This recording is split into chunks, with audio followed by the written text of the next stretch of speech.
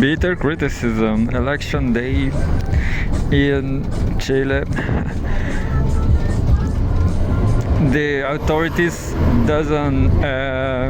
they didn't publish the results from yesterday. They are in 2 days, but this is very strategic in order to make people go to vote.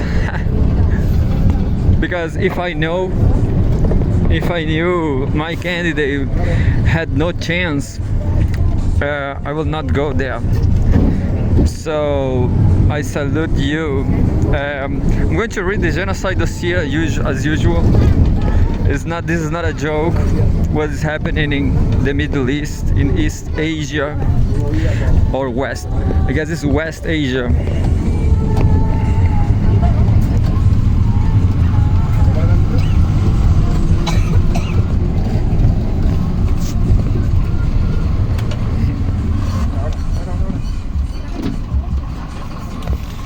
Al Jazeera app, very fly for Arab guys. It's beautiful actually. So this is the first time I'm reading the genocide dossier here in the app.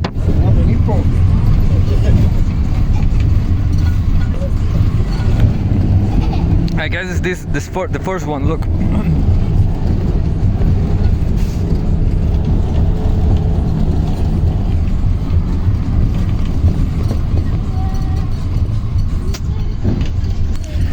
Here we go, live updates, genocide dossier. I thought something different about all this genocide dossier, but now I don't remember. It was pretty ironic. I don't remember. Anyway, live updates. Harrowing levels of death as Israel intensifies northern Gaza siege. Israeli forces bomb 6 buildings in Beit Lahia in northern Gaza, killing at least 45 people. By Umud Uras and Virginia Pietromarchi. So they are the regular journalists here. I guess I'm right here. I guess this is the very place. October 27, today. UN Chief Antonio Guterres shocked by harrowing levels of death, injury and destruction in northern Gaza, an area that has been under Israeli siege for more than 3 weeks. Medical sources have told Al Jazeera that at least 47 people have been killed in Israeli airstrikes across Gaza since dawn today, including 43 in northern Gaza. Israeli forces launched air raids on Beirut's southern suburbs after warning residents of several neighborhoods to leave their homes. In Gaza, at least 42,924 people have been killed and 100,833 wounded in Israeli attacks since October 7, 2023. An estimated 1,139 people were killed in Israel during Hamas-led attacks, and more than 200 were taken captive. So this is a disaster in the Middle East. Sunday, October 78, 2 more Israeli soldiers killed in fighting.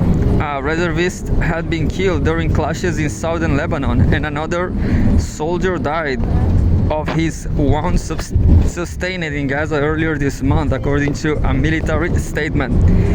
The first one was killed yesterday along with 4 others whose deaths were announced earlier, it said. The second soldier was wounded in northern Gaza on October 18, the army added. It's pretty strange. This is very different, the format look.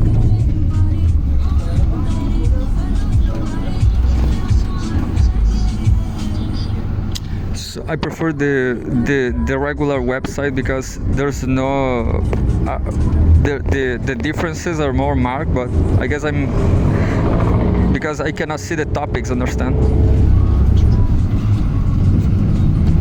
So it looks like this another topic. Sunday, October 27, I guess. Death toll expected to rise in Israeli strikes on Gaza's Shati refugee camp by Hind Koudari. Until this moment, there are attempts to recover those under the rubble, and civil defense teams are trying to rescue as many people as possible. It's a school in the middle of the Shati refugee camp, a densely populated one in northern Gaza.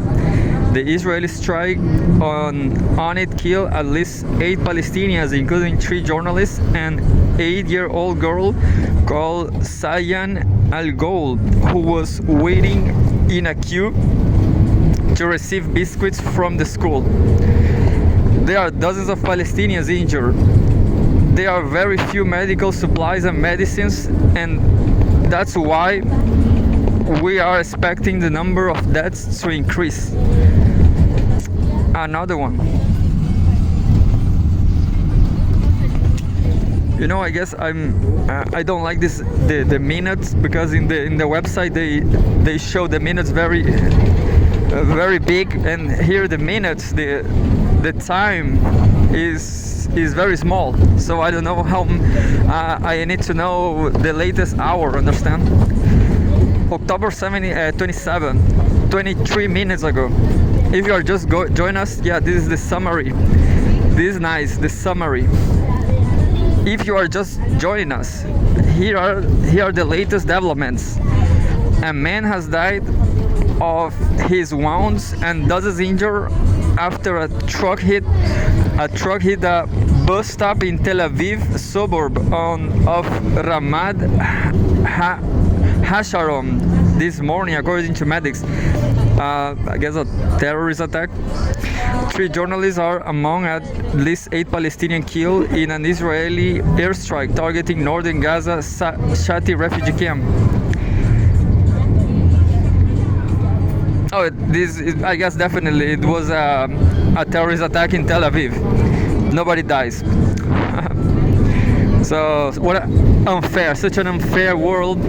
Israeli people are not dying. Relatives of captives held in Gaza have interrupted a speech by Israeli Prime Minister Benjamin Netanyahu in the West Jerusalem, with one shouting, "My father was killed." 8 people have been killed and 25 injured in an Israeli airstrike on the coastal city of Sidon in southern Lebanon. Lebanon's Hezbollah armed group claims to have targeted a number of military sites and soldiers in Israel. And 33 minutes ago now. Sunday, October 27, at least 180 journalists killed by Israeli attacks across Gaza. A reminder that Israeli attacks across Gaza since last October have killed 180 journalists and media workers. The toll includes 3 Palestinian journalists who were killed in Israeli attacks today. Gaza's government media office said the slain reporters were Sid Radwan from the Al-Aqsa TV, Amsa Abu Salmiya from Sanad News Agency, and Hanin Barod, who works for Al-Quds Foundation. The media office appealed to the international community and press organizations to intervene, quote, to deter the occupation and pursue it in international courts for its ongoing crimes, and pressure it to stop its ongoing genocide and the killing of Palestinian journalists. Israel has also accused 6 Al Jazeera journalists of being members of Palestinian armed groups.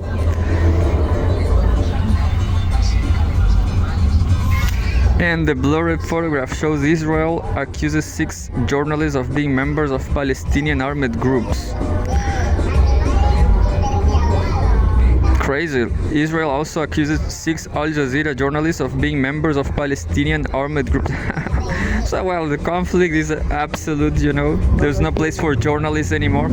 And 1 hour ago, that's it.